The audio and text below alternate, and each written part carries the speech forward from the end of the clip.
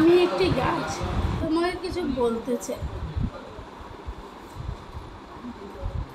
মানুষ, তুমি ভাবনা চিন্তায় শ্রেষ্ঠ জীব। আমার তো তেমন কিছুই নেই। আমি দিতে পারি এমন কিছু যাতে তুমি বাঁচতে পারো, কিন্তু তোমার যে আমায় মারো সাধ্য তোমরা, সত্যি তোমরা বুদ্ধির গর্ব করো। আমার জন্য কত স্লোগান, পুরো একটি দিন, কত ফটো, সেলফি তোলাতুলি, কত কবিতা, গান। তারপর তারপর সেই আগের মতোই আমায় কাটো, কেটে সাফ করো।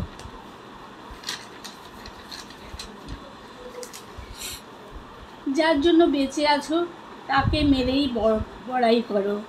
মানুষ, তুমি বড়ই আজীব, তুমি আবার শ্রেষ্ঠ জীব। পরের কবিতা, ভালোবাসা। ভালোবাসা মানে কাউকে জয় করা নয়, বরং নিজেই কারোর জন্য হেরে যাওয়া। ভালোবাসা সুন্দরের প্রয়োজন হয় না, প্রয়োজন হয় সুন্দর মানবিকতার।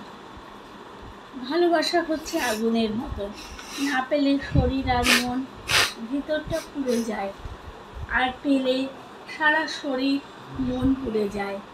ভালোবাসা মানে হাত বাড়িয়ে ছোঁয়া নয়, ভালোবাসা মানে প্রিয়জনকে মন থেকে হাজারবার স্পর্শ করা।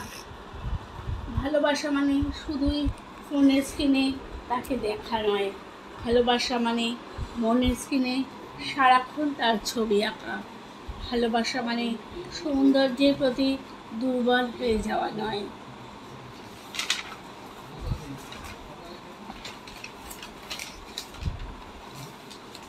ভালোবাসা মানে অদৃশ্য একটা টান বুকের ভিতর বিরাজ করা। ভালোবেসে যখন কেউ কাঁদে তখন সেটা হয় আবেগ, আর ভালোবাসায় যখন কেউ কাঁদায় তখন হয় প্রতারণা।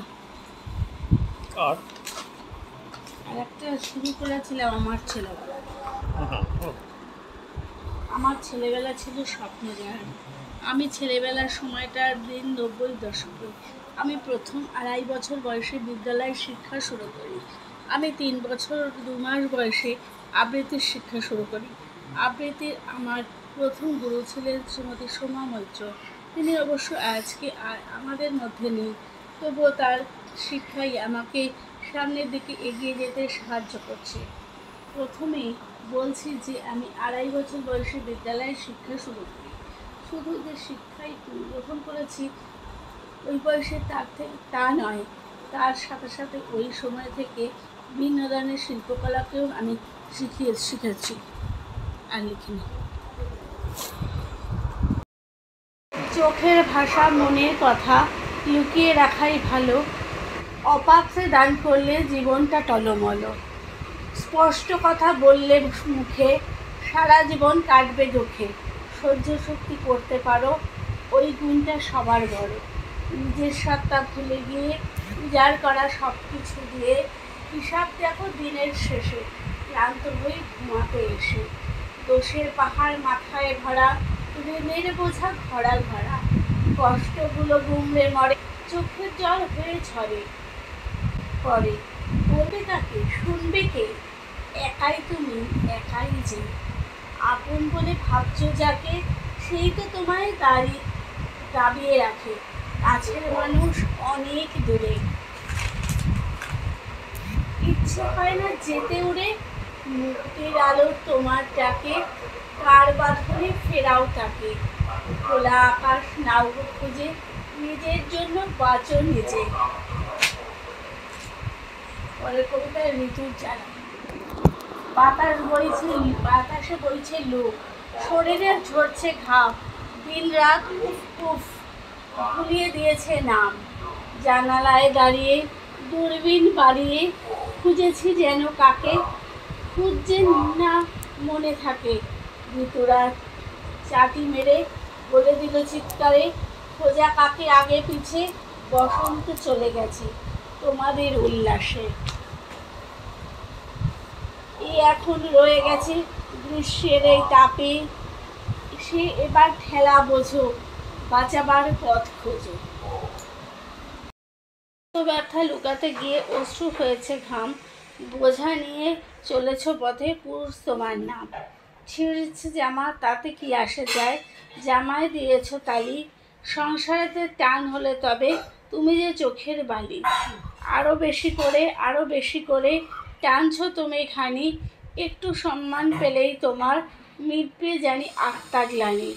টিফিনে তুমি নিয়েছ আজ দুধ রুটি একটা কলা, ডিমের সেই ব্রাত্য কথা মুখেতে নাই বলা। চটিতে তুমি পেরেক ঠুকেছ, মুখেতে দিয়েছ তালা।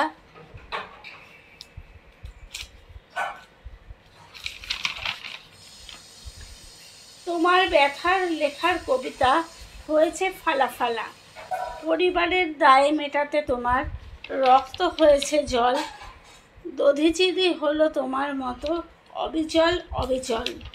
খ্রিস্টের গায়ে বিঁধেছিল ওরা শত হাজার ক্রুশ, তোমার ক্ষত তোমার লুকানো তত, তুমি যে জীবন্ত কাল পুরুষ।